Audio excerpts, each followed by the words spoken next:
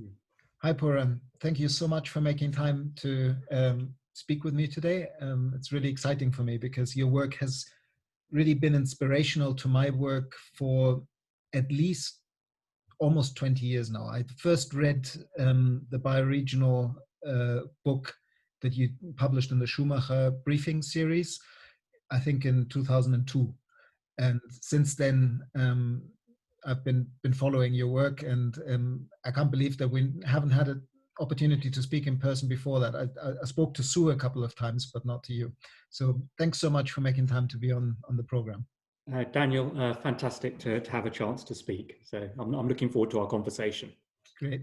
The series, which I call Voices of the Regeneration, conversations about regenerative practice, is something that I've sort of evolved over the last year, just inviting people that have inspired me and that I personally feel are doing what I would call regenerative development work. But I'm not too obsessed whether you call it sustainability or regenerative or thriving. It's all the same. It's the intention and the way of working that is actually about enabling the potential of people in place to become a healing and regenerative presence rather than a destructive presence. And I feel that's what you've been doing for many, many years.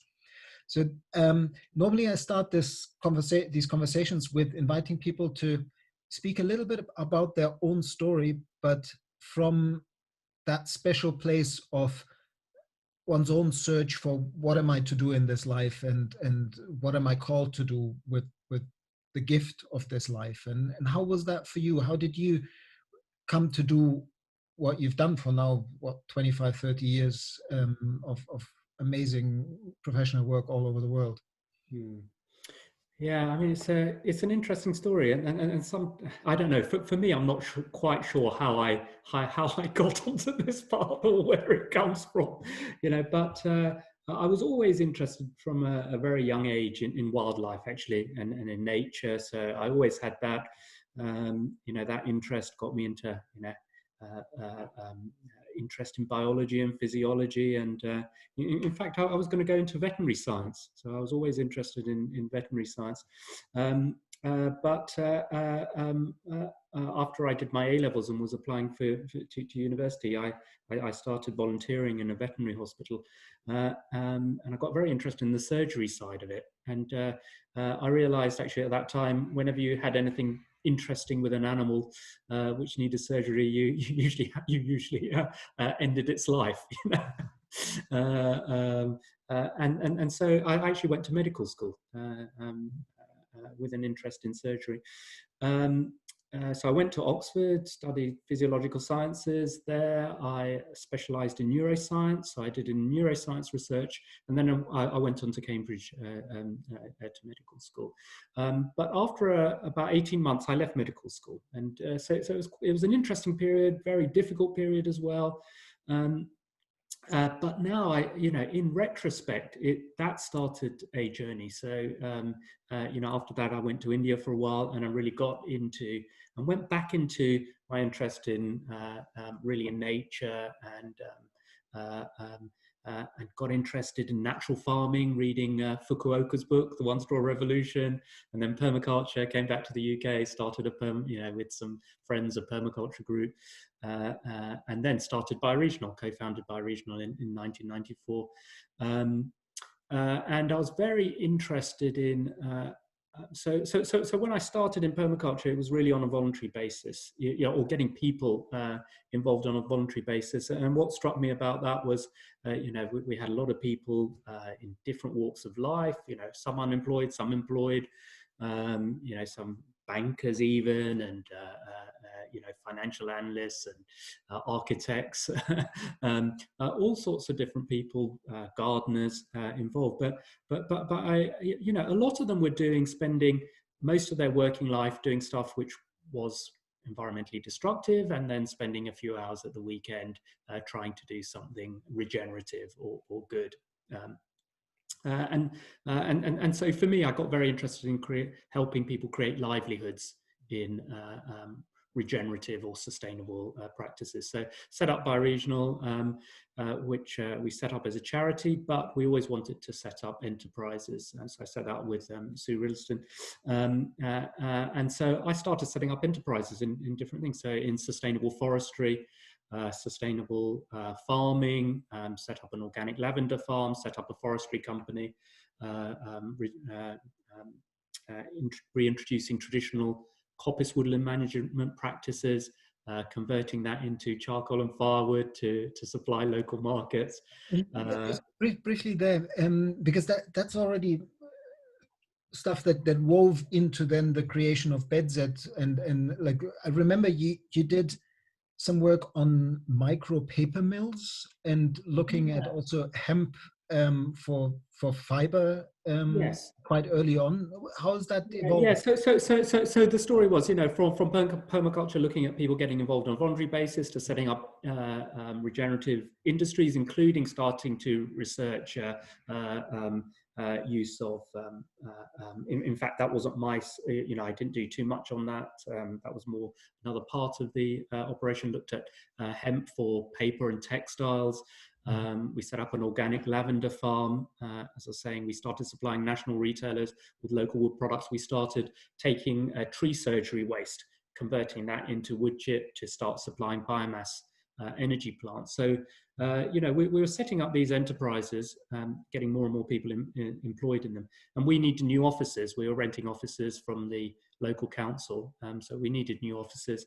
So Sue said, Pooran, we need new offices. Why don't you, build us some? So I approached the local council and said, have you got any land you could lease us for our new offices? And they said, no, we haven't got any land for that, but we are selling land for residential development. Why don't you build an eco-village? So that's how we put together the BedZED project, which was one of the first, if not the first, significant scale zero carbon developments. And that was also working with Bill Dunster, who I met in 2002 at Schumacher College. Correct. Yeah. So Bill had invited me to do some lectures actually at the Architectural Association. So I got interested in his work. But I found.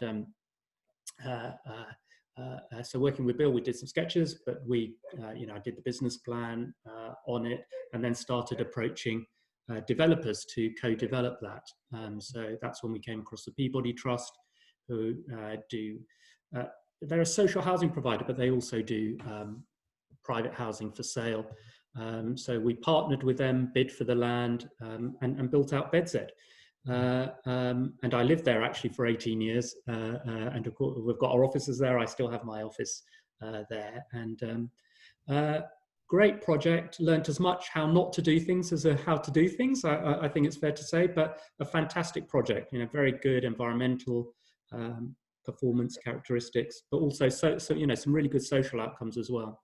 I remember writing about this many years ago for a Spanish magazine called Ecohabitat, the BedZED development. And back then there was this story that one of the things you learned in terms of what I would do different the next time around was the social dimension at the initial, like there was this, and correct me if I got this story wrong, I might have it wrong in my memory, but that you had the biomass wood chip system, you had a John Todd type living machine sewage treatment system, all these wonderful integrated designs, the stuff that Bill Dunster did with the thermal mass and the passive solar and the solar panels on the roof, and these innovative kind of iconic wind catching funnels.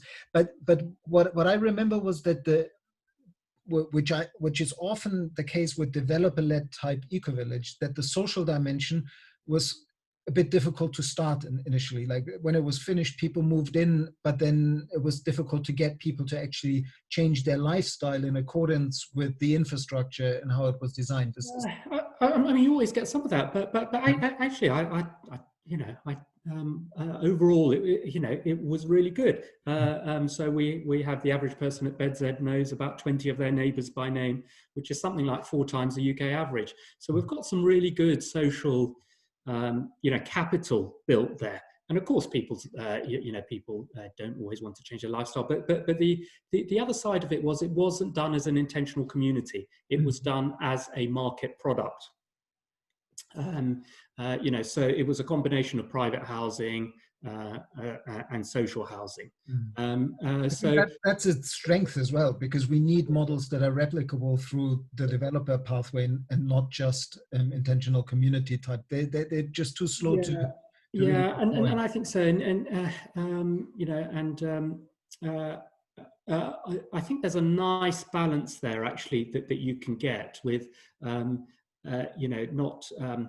not being a commune in that sense, or being too ideological about it, but actually just creating places where it's easy, attractive, affordable for people to lead, greener lives. And but we did learn. I mean, to be fair, we did learn as much how not to do things as how to do things. So it was successful on a number of fronts.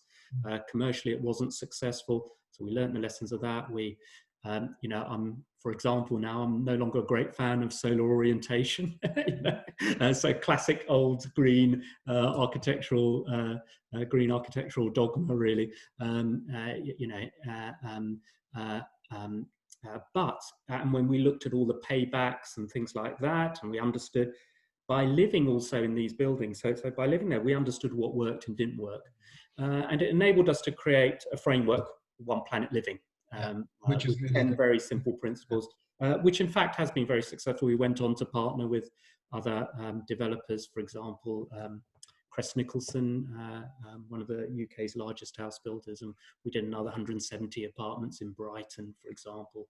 And we had financial backing from Quintain Estates and Development, so another PLC company. What was like both for the One Brighton or One Planet Brighton and for BedZED? Like what I remember with BedZED is that in the process of getting the supplies for your wood chip boiler for the BedZED ecovillage, you actually transformed a part of that area of London into the first urban managed FSC certified forest. I always thought that's a neat, because very often these kind of projects create a bubble that doesn't do very much for the surrounding area. And how did both that project and also the Brighton project influence the wider area? So there's always an opportunity for that, and in a number of different ways. So you rightly say, I mean, we had our forestry company, so we started actually working with Croydon Council, the neighbouring borough, to take their tree surgery waste and convert it into biomass energy, which we would then use for our development. Now, in fact, we had to change the technology on that. But nonetheless, in setting that up, we set up a system which is now, in effect, we sold on to a tree surgery company, and it's being operated by them and supplying, large biomass projects, such as, for example, at the Olympic Village. And in fact, we wrote the sustainability strategy for the London 2012 Olympics using the One Planet Living framework as well. Yes, we did change that. We also had to change planning policy in the UK to enable us to reduce the number of cars that we put at BedZED. So at the time, the policy was you have to do a minimum number of car parking spaces. So you'd have to put at least 1.6 car parking spaces per home that we put at BedZED by, so the policy was to have minimum standards for car parking. And in fact, we had the first planning permission with a green transport plan, which said that we would reduce the number of car parking spaces, but introduce various measures, including a car club, a car sharing scheme. And now, of course, that's really common. That was pioneering back then. And the interesting thing we learned as well is in that it's often illegal to do the most sustainable thing, like reduce the number of car parking spaces. Which is another reason why a lot of the in the sort of, because we mentioned the ecovillage word, and I've spent some time with the Global Ecovillage Network working in a number of places.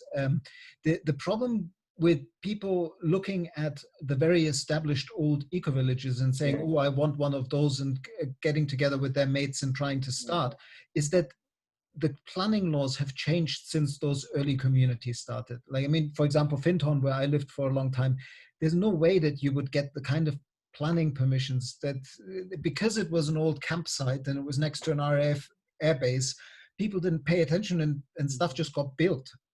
But that's impossible now, and so you need much more streamlined processes for developing. Yeah, and it is difficult. I mean, I really only know the practical development side. I've worked with developers in over 30 countries, writing about leading teams, writing sustainability strategies for about $30 billion of real estate development. So significant amounts of zero carbon real estate development. About 7 billion or so has got built out so far.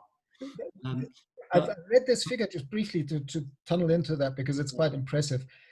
This is in South Africa, in Florida, in lots of different places. One Planet Living created sort of subsidiary companies, and you worked with developers to create real estate. It wasn't subsidiary companies. It was really what we partnered with developers who wanted to do something different. They adopted our sustainability framework and vision. We worked together with them to create a vision based on that. We then licensed the One Planet Living brand to them. And had a review process with them. So it was more like a brand management or brand licensing agreement, actually, that we had with them at the time. And what's your experience with these? I mean, $30 billion dollars or pounds of dollars? Yeah. That's a massive number. Have you? It doesn't take very long to get up to those sorts of numbers when you're in real estate. But have you actually done any follow up on how deeply implemented the 10 principles were at the end of the development? And we have varying relationships on that, but some are still continuing. And you know, we had 15-year ongoing relationships with some of these developers. So we've tracked them all through that time. With development, you know, sometimes it takes a very long time for developments to get done.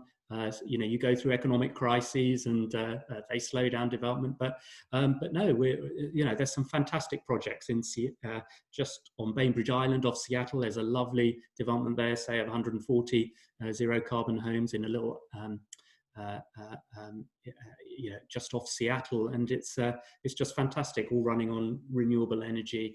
You go to larger schemes. So, for example, we worked with a developer in Ottawa on 2,500 homes in the centre of Ottawa. To whole quarters, we worked with Mazda City on the initial concepts for Mazda City, and worked with them for 3 or 4 years. With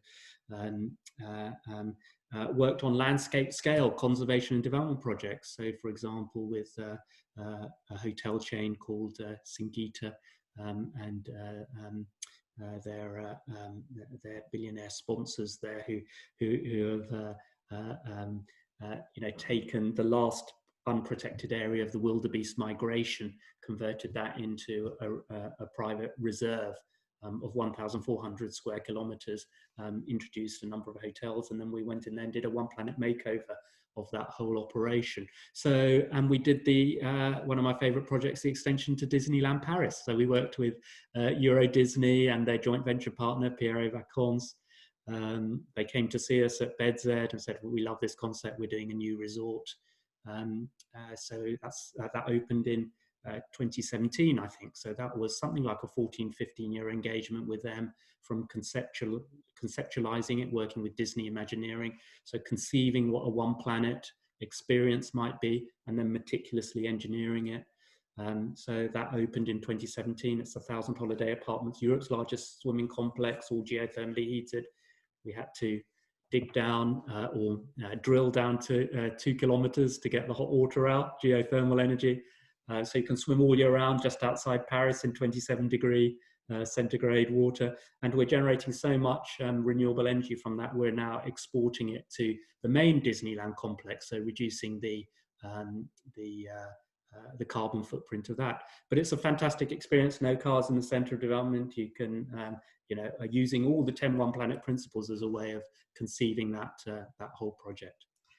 I'd like to track back to something from the early part of the bioregional. It was first called the Bioregional Development Group, wasn't Correct. it? Correct.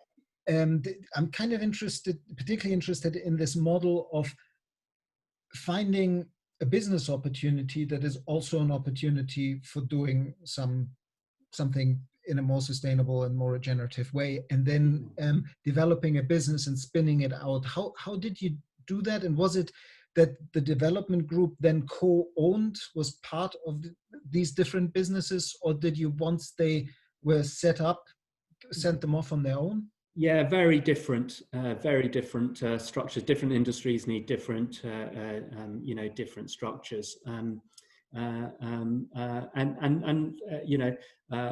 I would say how many? We probably, don't quote me on this, but we probably said about 8 businesses, and about 6 of them are still operating in one one form or another.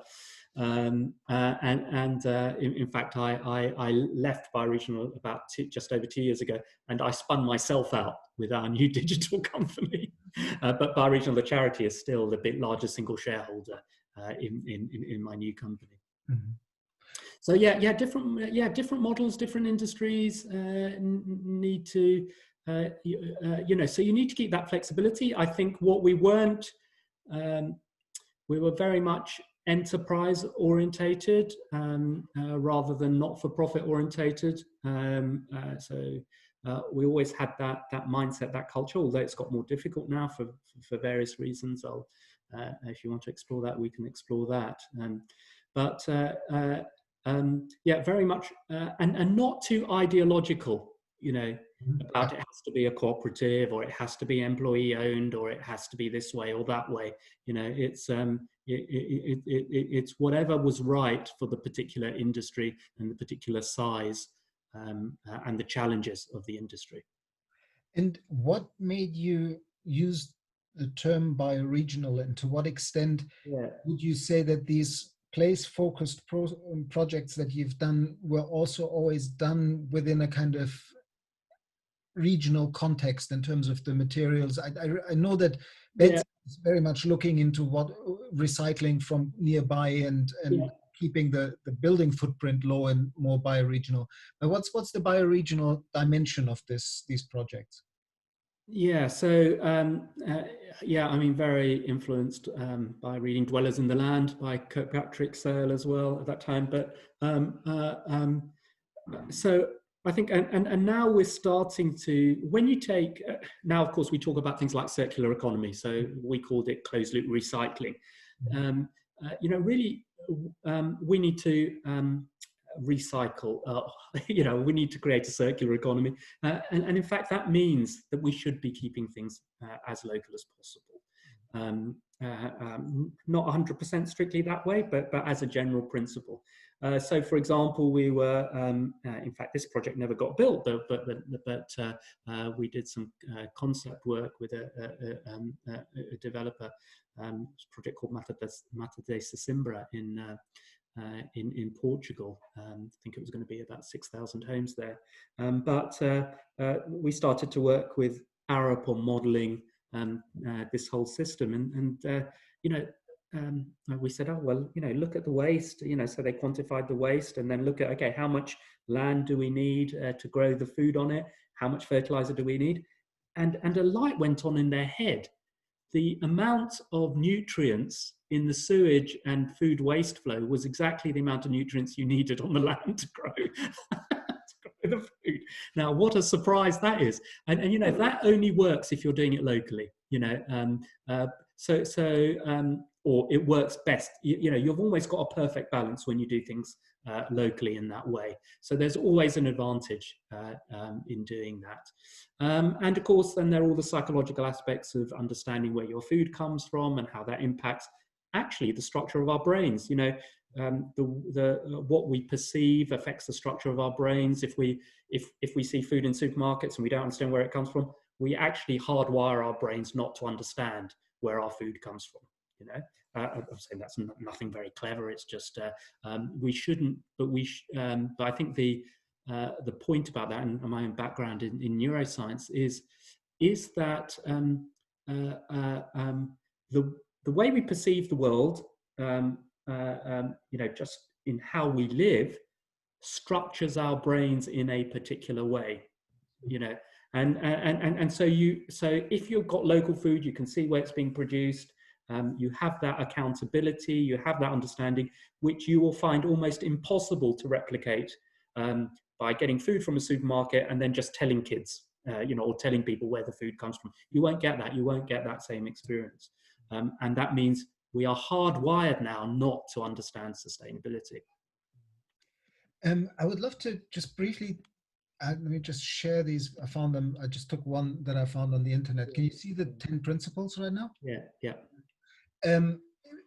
In terms of the process, as you work with these different clients around the world and the different developers, how would you implement, here are the 10 principles. How would you implement them in a systemic way? Because this is also leading on to your current business with oneplanet.com and the platform, like the whole systems design and creating the synergies between these different areas. How would you get the most out of them, out of the principles? Okay, so the first thing is, I just want to say that it's not a certification system. Mm-hmm. Okay? So I have a real allergy towards certification systems. I think they have their place, but I think they've got massive limitations. Certification systems and standards have massive limitations. They do have their place, but people don't recognize just how limiting they are in terms of changing systems. And I think it'll be interesting to have a little discussion about that. But okay, so these are a set of principles which we wanted to work at any scale. Okay, so it's completely scalable, and for me it was coming from a neuroscience background, or informed by a neuroscience background, in that now actually I'm not sure whether this really is the case, but we can think of neurons as individual neurons performing relatively simple algorithms, but when if they are performing algorithms which line up, then you get really interesting emergent behaviors. So what we wanted to do, at different scales, and what we wanted to do is create a sort of an algorithm which is totally scalable from an individual, to an organization, to a community, which can be used cross-cutting in a company, which can be used by city, and in fact, even you could go to thinking about global principles, for example. So we wanted something completely scalable, which if you applied at every single scale, you would get emerging a system which is more sustainable or in fact regenerative. So we came up with these principles. In fact, we used to start with zero carbon, zero waste, and finish with equity, fair trade, community, and health and happiness. And after a few years of that, we realized we'd be doing, say, with real estate developers, and the engineers would get stuck on trying to define zero carbon. And so half the workshop would be commandeered by the engineers, getting really stuck in their linear ways of thinking about trying very hard to define, what is zero carbon and what's not zero carbon. So in fact, we flipped it the other way, and we started with health and happiness, because actually that's that's really what we want to do, is lead happy, healthy lives. And how can we do that in a very positive way? And in fact, we can't do that unless we also apply something like the other 9 principles that we had there. And we did that with retailers. We did that for the Olympics. So it's a co-creation process where everyone can bring their knowledge to it. And in fact, it's being taught, for example, as called part of the curriculum in some schools in California. And in fact, it's so simple. It takes about 2 minutes for, say, a high school kid to understand we've only got one planet. That doesn't take very long. We spend 2-3 minutes talking about each principle. And within 15-20 minutes, we can even get high school kids starting to write sustainability, regenerative, or sustainable plans. And in fact, when we have been teaching engineers and architects, or training them in One Planet Living in California, we've got high school students along to co-learn with them, and share their wisdom. So it's a framework which can, which is very robust, when it's communicated very simply, but it's also very robust when you get into the detail of it. But we don't prescribe the detail of it because every, standards prescribe the detail. And in fact, every single situation is different. Every single company is different. Every single real estate project is different. Every single city is different. Of course, there are some commonalities. So you need that flexibility. And you need that ability to align different things together.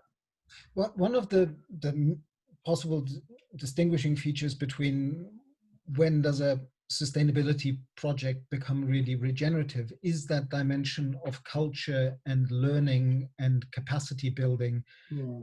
And also what you just spoke to, the way that each project becomes place sourced, not just like literally informed by place, and the uniqueness and the biocultural uniqueness of place. And when in that third principle of culture and community, how did these projects include some kind of capacity building process among the future users to be able to evolve the project into the future? Because nothing is sort of set. And I would say, it's again, every project was different, and things are done in different ways, and we don't always remain with projects indefinitely. So, for example, what we did, say the One Brighton project, we created a green charter for the residents. So everyone who joined in, that was part of the lease arrangements there. When people, whenever anyone was looking to move into the development or buy an apartment there, they were introduced to the 10-1 Planet Living principles.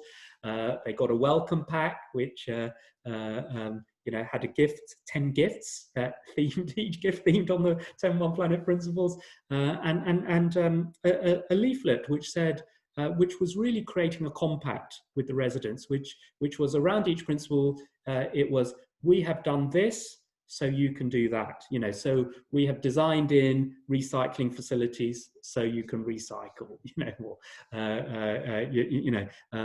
Or we've made we've put in renewable energy, or created a community-owned energy services company. So you can actually, switch off your lights when you're not using them. So it was like creating a compact around these common shared outcomes that we wanted to achieve. And we introduced a green caretaker, who would look after the development and engage the residents in different activities. I think it's there are different ways of doing that, and in fact they've had a life of their own. I think it's also fair to say that we haven't got enough of even these developments. They sit within a context where it's very hard to be regenerative, because we sit these projects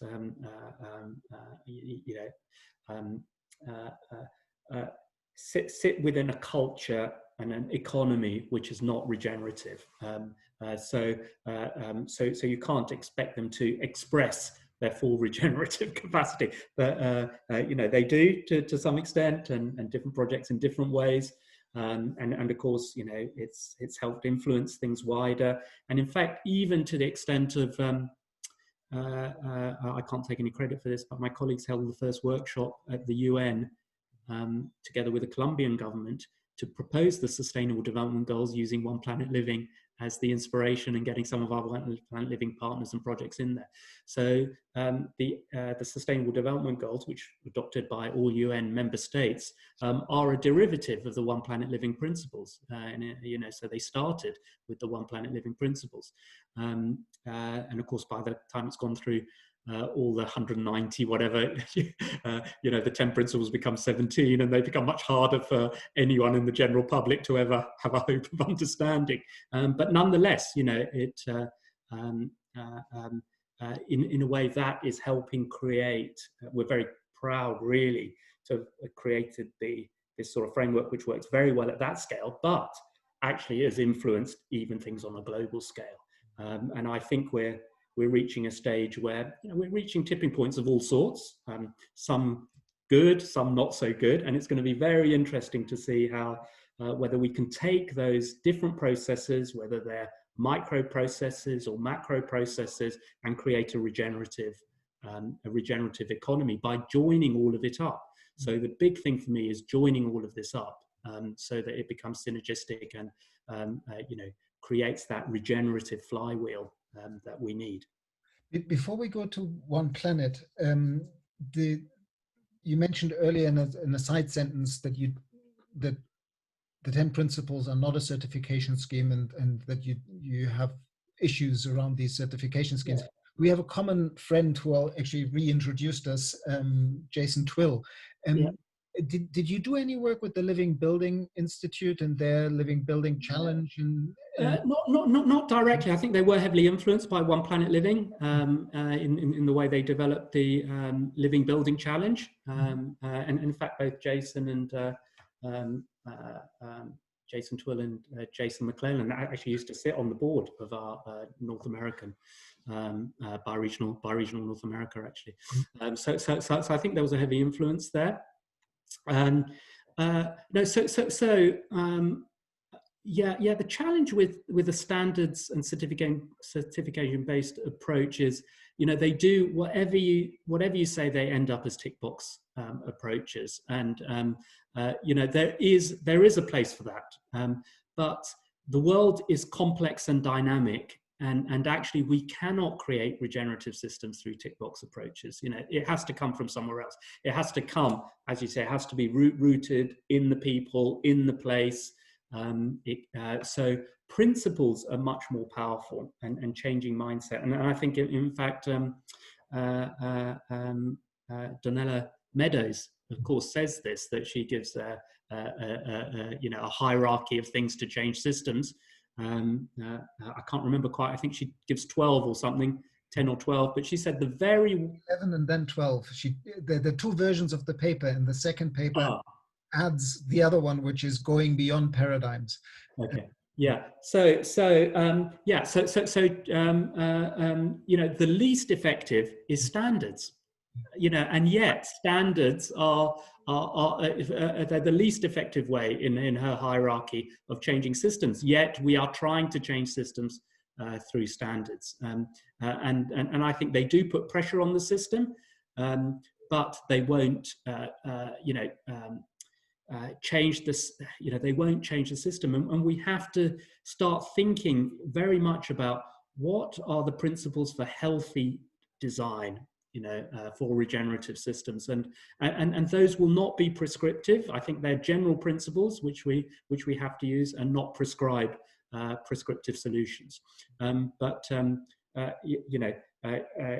changing mindset, changing thinking, perceiving the world in a different way is going to be the way that we get change. And standards, certifications, regulation will have a place in that, but I don't think we should lead with that.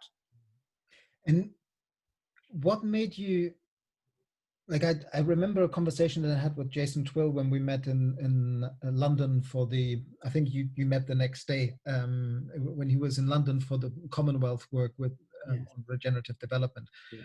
And he mentioned something, that one of the reasons that pushed you to set up oneplanet.com and spin yourself out of the Bioregional Development Group was trying to create a way of scaling the impact and creating a digital platform that would allow this kind of whole systems design, that is not just about design, but also whole systems implementation and then monitoring of the progress, and take away that need for reporting by creating a system that on the press of a button does the reporting. Tell me a little bit more about the platform and how you've developed it.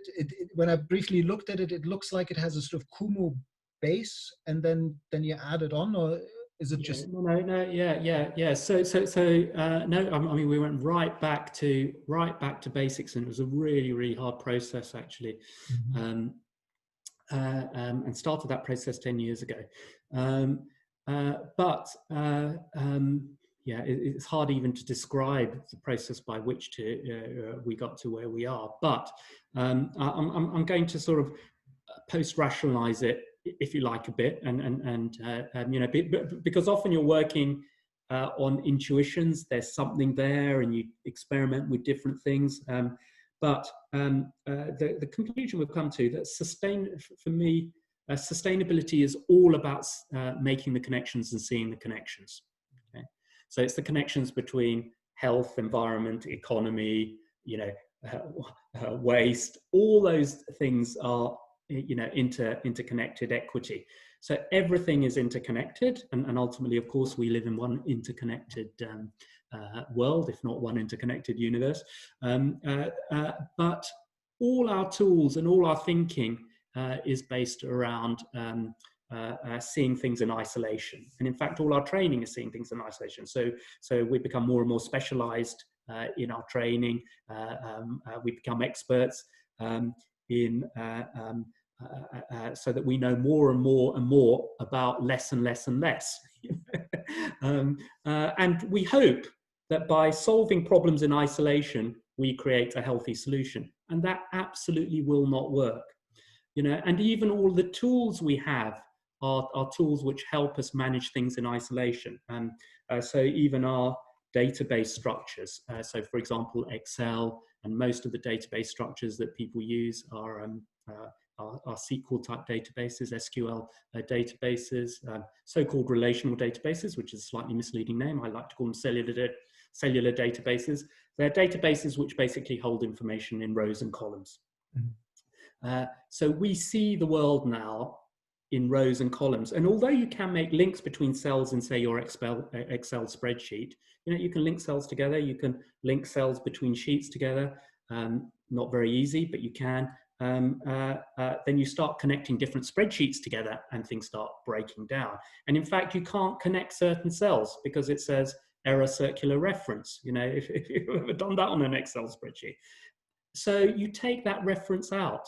But in fact, in reality, that reference was there.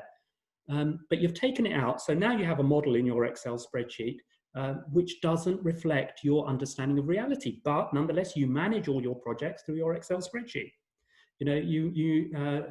Companies manage their staff through basically Excel spreadsheets. And so we don't have the tools to enable us to see the connections, to manage the connections, to collaborate around connections. So what we did was we went back. I started working with a really great tech person I was introduced to, and it was 3 months of really frustrating work because I kept saying to him, but this needs to connect to that. And he said, the database won't handle it. And I said, but it's got to. And he was getting really frustrated, always tearing his hair out. And then he said, okay, let's try these emerging graph databases. So these are graph is again slightly misleading, so I prefer to call them network databases, which are basically structured around connections. So you look at the connections between data. It's in what you call nodes and edges. They're actually called. So it's a bit like you can even and it goes back to my early days of neural network modeling and looking at nodes and connections between nodes. He said, okay, let's use this, and everything started to fall into place. So the whole thing is a mind mapping. What amounts to a mind mapping type view of that data, where you can see, for example, how health, how pollution, how driving, whatever you want, is interconnected. Various environmental issues, equity issues, whatever. So it displays everything as an interconnected mind map. So you can have a better understanding of how things fit together. And we've created a very simple methodology around that of where you're planning. You identify the outcomes you want to achieve. And then you add to it, you see how those outcomes fit together. They might be outcomes like zero carbon, zero waste, more active people, or whatever. And then you can see how they all fit together. You can see where the synergies are, where the conflicts are. Okay, if I want to make people more mobile, I shouldn't do that with cars because they're releasing, or internal combustion cars, they're releasing more carbon dioxide. I'm sorry, I've got a little bit of, let me put that, everything's going off at the moment. Oh, I better put my phone off. And I don't know, have I got too much background noise at the moment? No, it's fine. Oh, no, okay. So we can look at all the interconnections, so understand how a whole plan fits together. And particularly across large organizations, that's important because different departments are doing different things, and often they're doing things in conflict. And particularly when you get to the city level, departments are signing off different strategies which are completely in conflict with each other. So they might have a climate action strategy, which is looking at carbon reductions, and then they've got an economic development strategy which is doing in complete conflict. Now another example of that, just briefly, sorry to interrupt, are the SDGs, or the way that currently the SDGs are being implemented. That governments pick, these are the 4 important ones, and then they always inevitably pick number 8, which is the spanner in the works, the way it's framed as economic growth and good work, rather than getting rid of the growth imperative. But then when you work for improving economic performance within the degenerative system we currently got, what you alluded to earlier, then you definitely will negatively affect your progress in all the other 16 SDGs, and this happens. Correct. I mean, it's disastrous to pick and choose which SDG or which One Planet Living principle you want to work on. You have to consider all of them, and any particular outcome you should align so it meets, as far as possible, all the 17 SDGs, or it doesn't undermine any one of the other SDGs. And I think when we get to that point, then we'll start to create regenerative systems. We're, classic example is we tried to reduce carbon through biofuels and took land out of food production, or we use farming methods for that, which is destroying the soil, so you don't get the carbon sequestration anymore. So you have to consider things holistically, and that sounds a bit woolly, if you like, but with our platform, what we're now starting, what we want to do is give people the tools to enable them to see those connections, understand those connections, connect different plans together, and collaborate around what we call shared outcomes. So in any plan, you can have a set of outcomes to which you can add actions and indicators. So how you're going to achieve your outcomes, what you might track. But then you can actually, so that's your mind map, if you like. You can visualize it in different ways. Not everyone likes mind maps, so you can do it as a table if you want. You can connect to another company or another organization or a city, and you can share outcomes, and then you can collaborate around shared outcomes. And I think for us, both the concept, companies are talking a lot about purpose, doing not just bringing financial benefit, but also bringing benefit to their stakeholders in whatever shape or form. For us, that is very clearly defined in our system as collaborating around shared outcomes. And I think really ecosystems arise when different entities within that ecosystem are collaborating around shared outcomes, in effect. So the whole system grows, and you can take more out of the system tomorrow than you than you put in today. So for us, that's becoming it's becoming a key way of us understanding where our platform will bring benefit, and it's very much building a platform where people can collaborate around shared outcomes.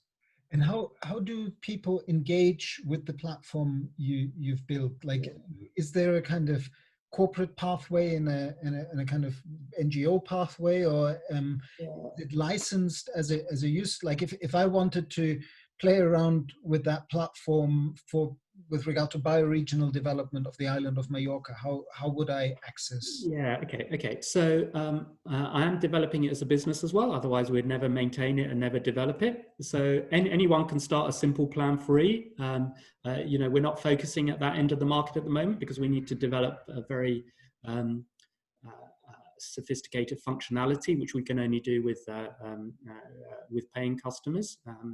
And I'll maybe share some of the people we're working with on that. But anyone can start free, and we'll always keep that free. We're not advertising this at the moment, but we will do in due course. We also got free what we call ecosystem packs, where people can start collaborating in ecosystems. But the and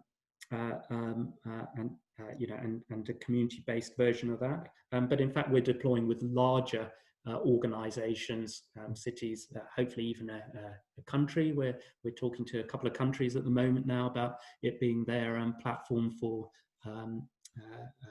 to move to a regenerative future. Is that linked with the work that Jason's also involved? Yeah. We're talking to Jason. We've been in discussion with the governments of Rwanda and Malta and others as well. So the various countries we've been talking to, but large companies as well, particularly asset owners. Who have a number of different, say, real estate assets or other assets, or assets across Africa, agricultural assets or conservation assets in Africa, and how we link that, how we start valuing that, how we bring out the focus on the shared outcomes, and people start collaborating in ecosystems. And when people can see that, I've even had people say, "Oh, I get it now. I can win. I can thrive when my ecosystem thrives." And you just don't have that information made available to you when you're making decisions. Just as I was saying, if we don't have food grown locally and we don't see that connection, we will never understand where our food comes from, or it's just something someone's told us, and we don't understand why that is important in our day-to-day lives. So actually, it's we are creating interfaces which enable people to see interconnectedness. I saw one of the little videos that One Planet put out, and it mentioned a very interesting project in Mozambique called the Karingani project. Correct. Could you tell a bit more about that as a way of illustrating how they're using the platform and how you've been working with them? And because it's as far as I understand, that's a large bioregional regeneration project. So it's a large area, a few hundred square kilometers, or even more. I can't remember quite the figure, like 1,500 or something square kilometers. It's a private reserve just next to the Kruger National Park in South Africa, so it has a border that goes along that. And they are, it's been there's been a lot of poaching there and loss of wildlife. So there's local people being trained up as anti-poaching, as part of an anti-poaching patrol, and we're working with the owners of that estate to introduce 5 luxury hotels actually within that reserve to generate the revenue in order to fund that whole project, but including working with the local community, setting up community-owned farms, for example, to supply food to themselves, but also to the guests at these hotels. And so they use the platform as well to visualize and correct. So they first started using, we'd worked with some of the people behind that and other projects, landscape scale conservation development projects in Africa for a number of years, using the One Planet Living principles, which has worked very effectively for them. So we're now using it for we're now using the platform to take that and digitize it and make that reporting management more effective and able to scale into ecosystems of activity. And so at what stage are you now with oneplanet.com? You still, like, you've got a couple of partners applying Yeah, correct. We've got, you know, I had to raise investment, put some of my own money in, burnt through a lot of cash. Yeah, and we've got some paying customers, and we're getting more paying customers, you know, and we're very excited. We've got the technology to a point where, you know, it is really useful for our first users, but it'll, I think this time, you know, it'll be another year before it's really, really, you know, it's really got the functionality that we really want. So, you know, we can see that it just takes time to develop that. So we've got our developers flat out at the moment. So you've got a kind of functional platform prototype that's working, but as you work with the clients, you're also developing the functionality of the platform. Yeah, absolutely. That's what you always have to do with software, and it'll constantly evolve. And we're also introducing now a personal application. We're calling it our angel application. So it's going to be like a guardian angel in your pocket. It'll connect to the main, what we call our enterprise platform. So that's for organizations really to develop coherent sustainability or regenerative plans, but that will link across to a personal application. And what we're conceptually doing is, and we'll do our first deployment of it probably later this month or early next month on a trial basis, is you know, the application will understand you, will understand what your preferences are, what you want to achieve, the outcomes you want to achieve. It will link them to what the organization wants to achieve around the concept of shared outcomes. And it will help you make decisions which are good for you, good for your community, good for your country, and good for the planet. So we'll underpin it with algorithms and AI. But basically, it'll you know, the idea is to help you become the best possible person you can be by doing what's good for you, you know, helping you, well, make suggestions, really improve your understanding of the sorts of things which will be good for you, good for your community, good for your country. And we, you know, I've brought in that specifically to bring in, you know, nationalists and populists and things like, you know, that side of it, because it should be good for the country. It should be good for your country as well. So there's nothing wrong with being patriotic in that sense, but it should also be good for the planet. So we want to be, you know, very inclusive in that way. And in fact, our platform is being used by people with very little money, and it's being used by people with, you know, by billionaires as well. So, you know, we want to be inclusive in that way. I know that will be challenging for probably some of the people listening to this, but we're all on a journey, and everyone has got something to contribute in that journey. I mean, what I find fascinating also in your story, because I've seen this a number of times, like Karl-Henrik Robert from The Natural Step is another example of people who've, like myself, I also studied biology and zoology and did a number of courses in neuroscience and come from a family of a lot of medics. Yeah. And then ended up doing my PhD in design for human and planetary health. And there seems to be a sort of link between people who have a sort of initial healing orientation, like through an interest in medicine, then zooming out and realizing that if we don't do the sustainability and the regenerative development work, then we're kind of, that's the most systemic way of healing across all scales. And you just mentioned something that made me light up, which is this good for you, good for your community. I would say your bioregion, your country. Yeah, we can have our bioregion in there. gotta keep that in there. And that's a principle that in my work I call, or it's actually borrowing on Sim van der Rim and Stuart Cohen's work. They first coined this idea of scale linking design. That when you work on health generating positive salutogenic approaches that don't just create a state of health to jump back to when there's a disruption, like the kind of bounce back resilience, but the capacity to bounce forward and evolve and transform in response to a changing context, which is the more salutogenic approach to health. That the key bit there is that you have to consider everything in that local way, the way that your local action actually has global implications, and that global work is needed to enable your local work. And I would love for you to just sort of pick up on, reflect on that. Yeah. So yes,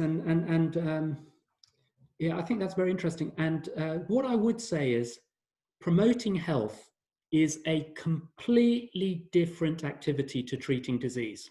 Yeah, absolutely. I mean, there is no overlap between the two. And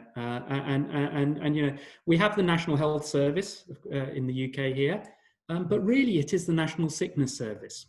Okay, it treats people when they're sick, and I'm not saying we shouldn't do that, but putting more money into the National Health Service is not going to improve our health.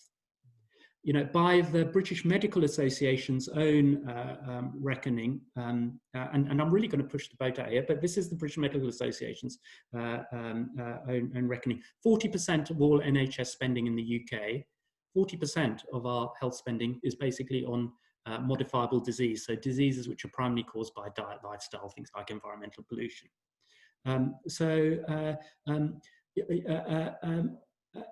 And in fact, by the time you add iatrogenic disease, disease caused by doctors, nosocomial disease, diseases you catch in hospital, I think I've seen some figures, and actually I'd love to do a PhD on this, but so again, don't quote me on this, but I think I've seen figures which suggest that only 30% of all drugs, pharmaceutical prescriptions are effective in the person. That's I think even the pharmaceutical companies recognize that. By the time you add that in, I'm going to go as far as to say that 80% of all spending in the NHS is actually wasted, I would say.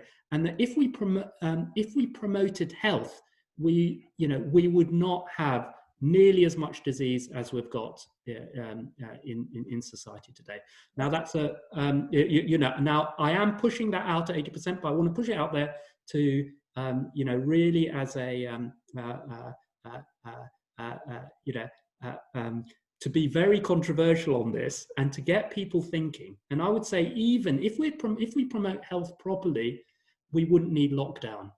If people were healthier, most people who are dying now from coronavirus, are either very old. Okay, that's fine. I'm not saying we should, help people, but or have comorbidities.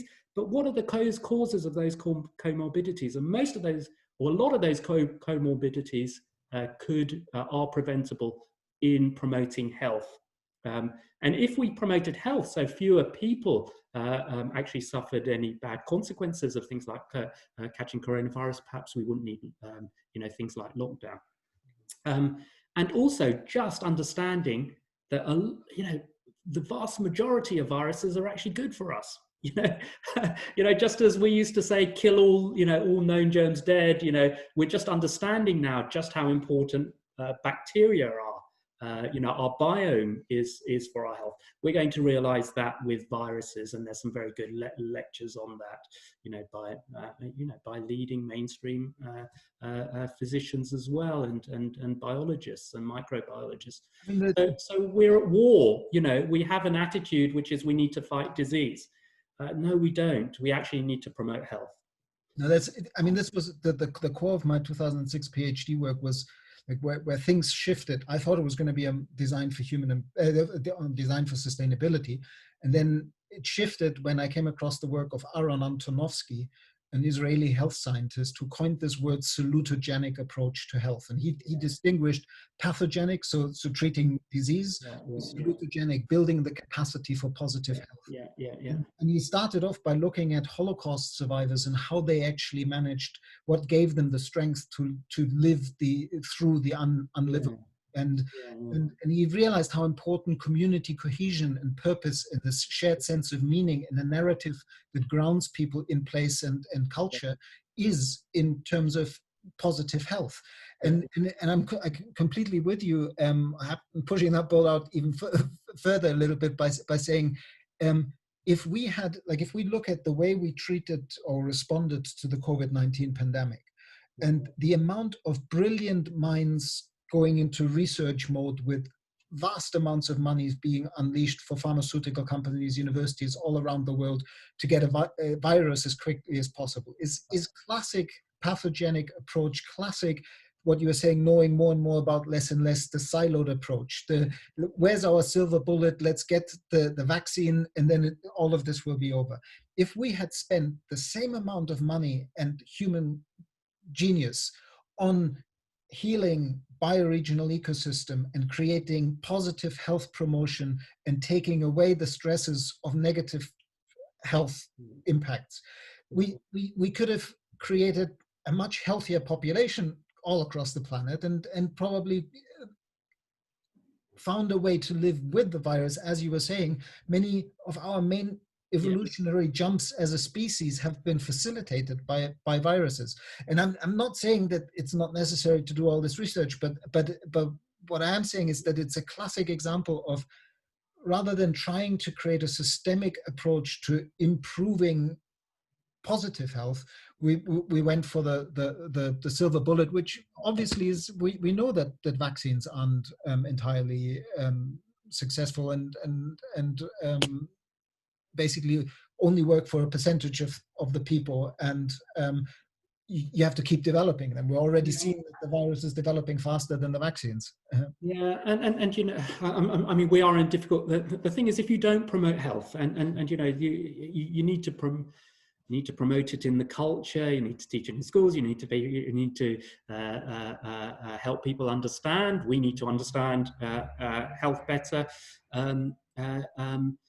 You know, but that does take time. You know, but then you are then protected. You know, you're more resilient to things like viruses. So then you don't need to respond in you know, in a dramatic way.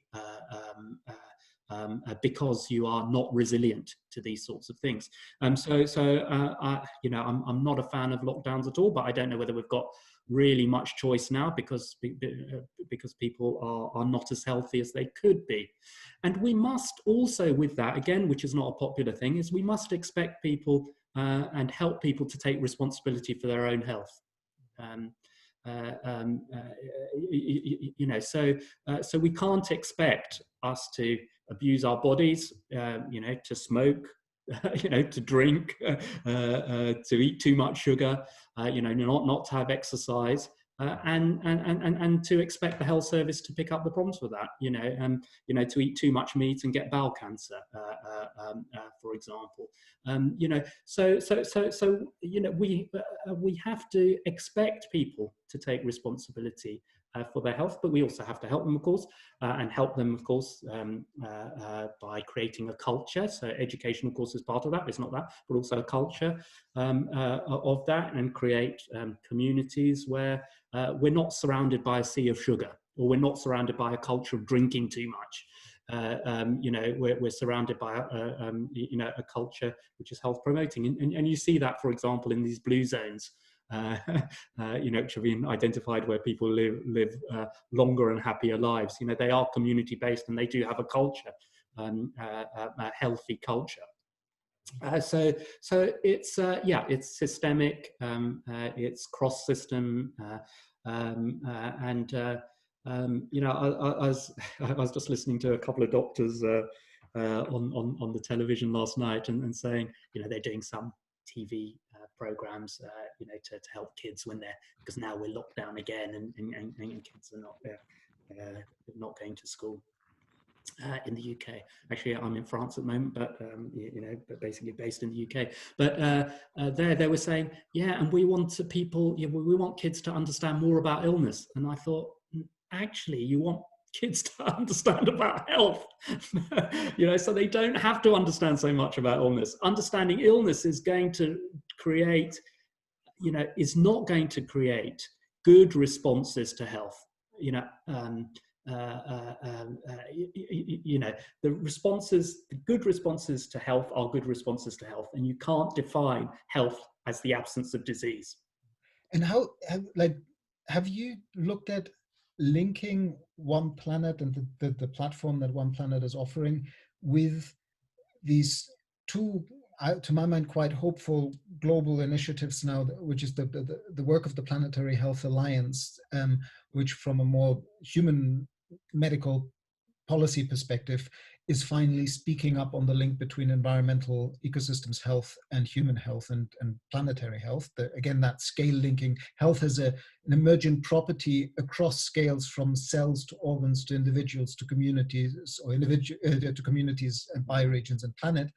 And then there's another organization which is called One Health that is saying, yes, very much aligned with you, but we also need to make veterinary health and human health link up, because so many of the human health problems are zoonoses, like the virus. Have you reached out to One Health or to the Planetary Health? No, you know, I've had some contact with the Wellcome Trust, who I think have been promoting planetary health as well, but no formal link up. And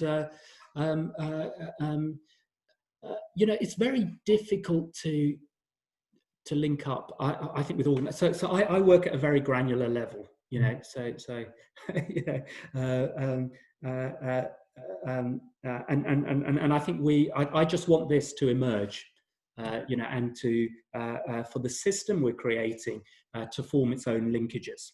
And that's you know, we haven't got to that point yet with the platform, but I would say within the next year, I want the platform to have a life of its own. Yeah.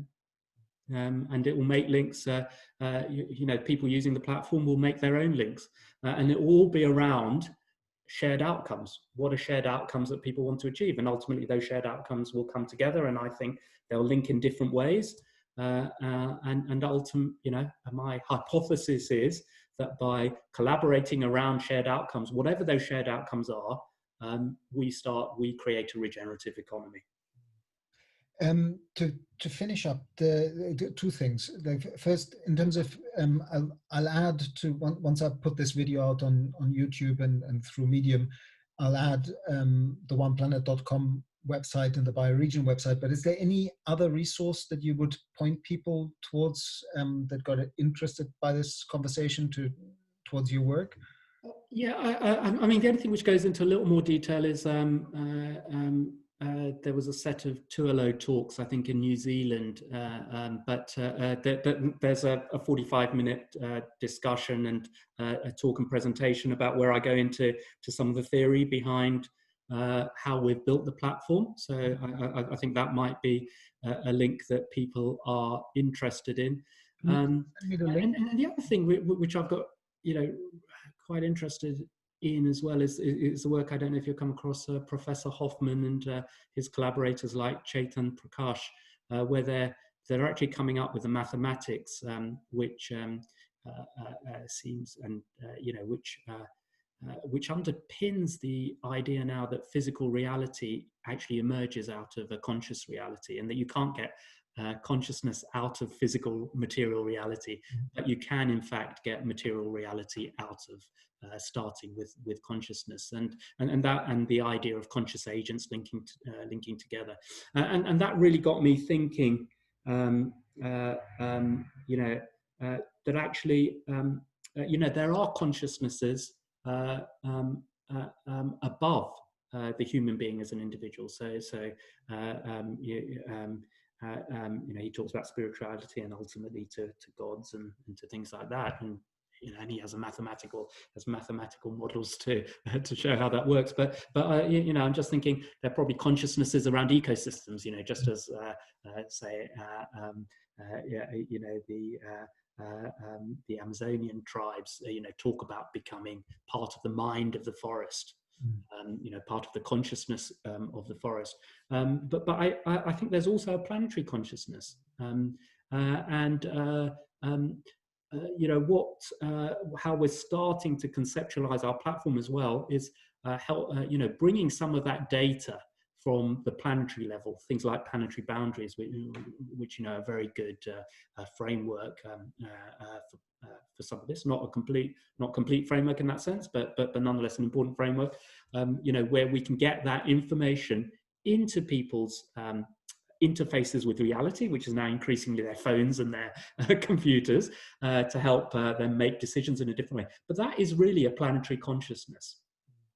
So I think we have the opportunity for a planetary consciousness to manifest in our day-to-day lives. And I think when we get to that, we will start seeing the world in a different way. We'll have different forms of organization. Will our outcomes as individuals, the things we desire, will align then to planetary outcomes as well. So I think that's the great hope. I'm not saying the next few years aren't going to be very challenging for a lot of people, and really a lot of scientists are saying we're headed for a planet which might only support 500 million people within the lifetime of people alive today. So that's it's not about we'll live through a lot of this, but I'm hoping that people that those signals from a planetary consciousness are starting to influence people on a day-to-day basis. And if we can, as you say, unlock the genius of people when it's linked to a planetary consciousness, it could be very exciting, and that might take us on, as you say, to the next step in our evolution. This is fascinating, because the last question I was going to ask was about your, I saw on one of the websites that you're a Vipassana meditator. Kind of almost preempted the question by speaking about consciousness. But what it made me think when you mentioned the planetary boundaries framework is, I had an opportunity to meet Kate Raworth a couple of times in the last 2 years, and I'm really impressed by her work of how she's, by adding the socioeconomic foundations in place for people to be able to live a one planet lifestyle or live within the planetary boundaries. I think she's really set a wonderful frame that could also be interesting for the One Planet platform to look into, not just the biophysical boundaries, but also the socioeconomic foundations. Yeah, and of course, from our perspective, the One Planet principles include the social things, and we can add some of the indicators, of course, which Kate Raworth and others have added in on social indicators, and we can make those visible to people when they are either planning or in fact, in various ways, make it available in their phones, and how they are making decisions on a day-to-day basis. But there are different ways. There are lots of different ways of doing that, and we've started building our AI system to underpin that. We call this particular project Indra, actually, after the Hindu god Indra, whose palace was hung with a network of pearls, with every pearl reflecting every other pearl, demonstrating the interconnected or representing the interconnectedness of things. So we've started to conceptualize that particular engine, AI engine that we're building, and that will also be inspired by Aboriginal insights into into how life works. So it's very it's very exciting. And as a final loop, because we started with bioregional, I think that planetary consciousness that you're speaking to is actually the portal to enable people in place to have planetary consciousness is a coming back to place and region. Not in a sort of creating lifeboats for turbulent times on a planet where things are going rather badly for humanity, but in a sense of how can we truly come home to this place and become a healing, regenerative presence in this place and in this bioregion as our part of being a global humanity, more aware of living on this wonderful spaceship, living spaceship Earth, as Bhagwan called it. Yeah, and I think that's it's very interesting. Yeah, you say that, and the ecosystem or bioregional embeddedness. We might use our ordinary senses. I would say perception for that. Our eyes, our noses, our sense of smell, touch, taste, whatever for that, and then we might augment that with this planetary consciousness, which of course we're not aware of in our daily or our physical perceptions. Yeah, I think it's going to be a combination of those, those different scales of consciousness How, how have you, like, that as come together in a way which enables us to do things in a very different way. final questions, and then I'll let you go. Um, I was just intrigued by the mention of Vipassana in one of your bios. How has meditation practice informed and supported you over all these years of doing your work? And do you still regularly meditate as a practice? Yeah, I do. I mean, it's become more a way of life rather than, I don't sit down and I can't do the lotus position anyway. But sit down cross-legged and meditate. I don't do that. But when I've got a few minutes any time, or when I'm walking, whatever, I do drop into that. So what it's I'm not sure I could have. Well, first of all, I attribute all my work to Vipassana meditation. Really, and a lot, because it was a lot unlearning all the things I'd been taught. And to unlearn those things, you actually have to open your mind up, and you have to break down some of the old mental processes. So keeping that. Vipassana meditation, mindfulness, I think was derived from Vipassana meditation. Just helps us get out of our old mental routines, and allows us to actually see reality as it is. I know a lot of other people ascribe a lot to Vipassana meditation, not least people like Yuval Harari, in his fantastic book Homo Deus and Sapiens.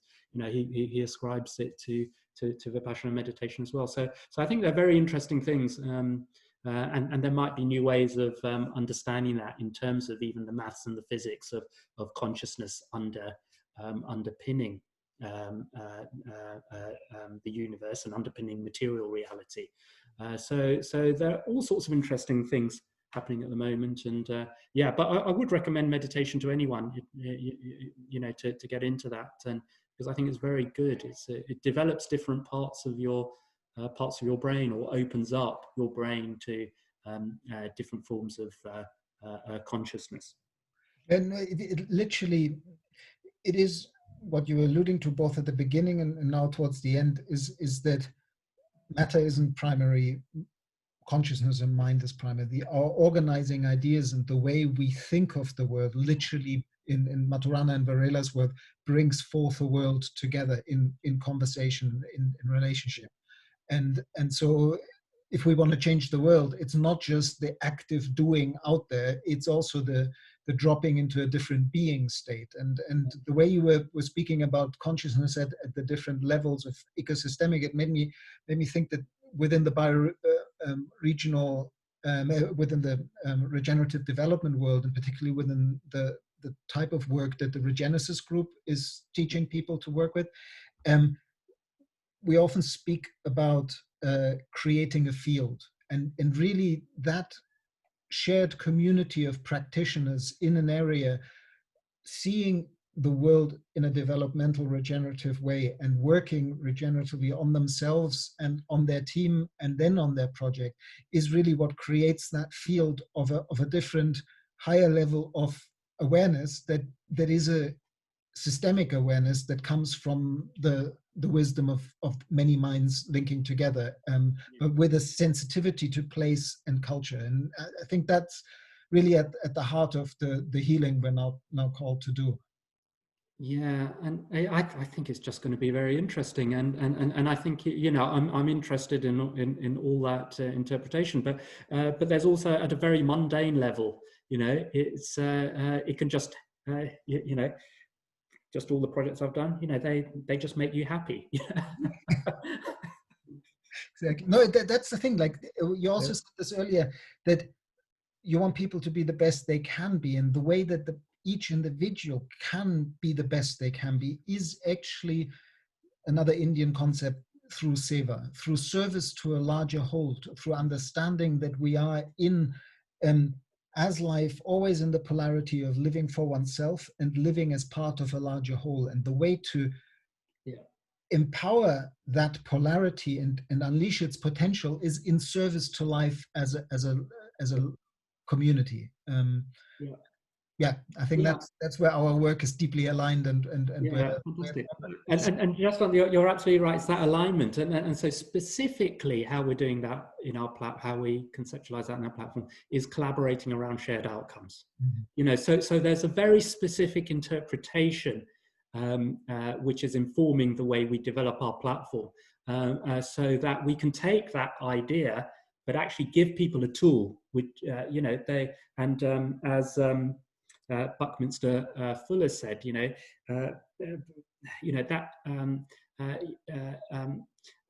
if you want people to think differently, don't try and teach them. Give them a tool which makes them think differently. So that's really the space we're in with One Planet, and I think the course of the next year it's going to be very interesting as we develop this and test it and refine it. But One Planet Living embodies that. Just the One Planet Living principles which we created 18 years ago embodies that sort of thinking.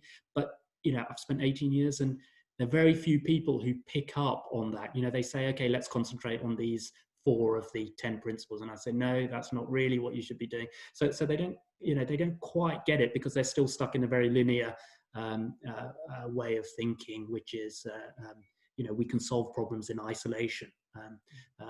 So we want to create this tool which enables people to think more holistically. And for that, the building blocks of that are what we're calling shared outcomes.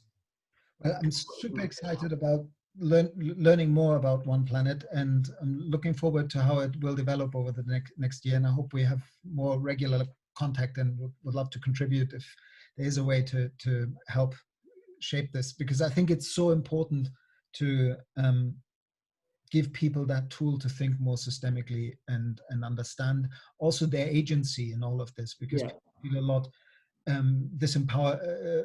lot of disempowerment at the moment, and through local and bioregional work, I think we can engage people again, that we can actually create a better world and heal the problems of the past by doing this kind of work. So thank you so much. Thank you very much, Daniel. And I look forward to being in touch soon again. Yeah, brilliant. And thank you for all your work and for taking the time to talk. Great. Wonderful. Have a wonderful rest of the day. Bye-bye. Bye.